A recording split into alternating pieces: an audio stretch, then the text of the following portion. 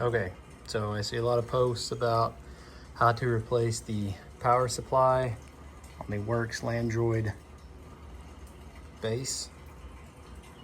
Here's the model I'm working with, WA0513.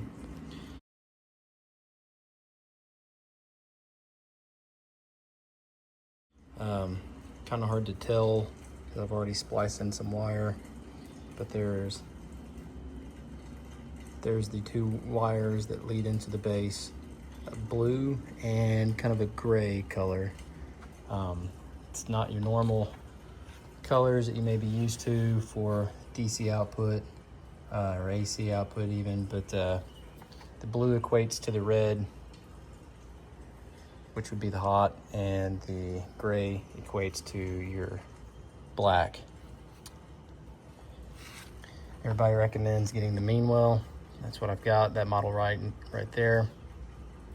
I'll try to put some video or some pictures in the video if I can, but it's gonna be as simple as splicing that in to where the red goes to the red off of the new power brick will go to the blue in the base. The black off of the new power brick goes into that gray colored wire. So I went ahead and spliced in some wire. So now all I've got to do is connect to there. I've already done this once, but thought I'd take it apart to show everybody. Once I got the wire spliced in and then connected to my power supply, I got a little test loop plugged in, and I'm going to plug the power supply in and see if I can record the light at the same time. There it goes. Does this little setup routine, and boom, steady green. So that's it.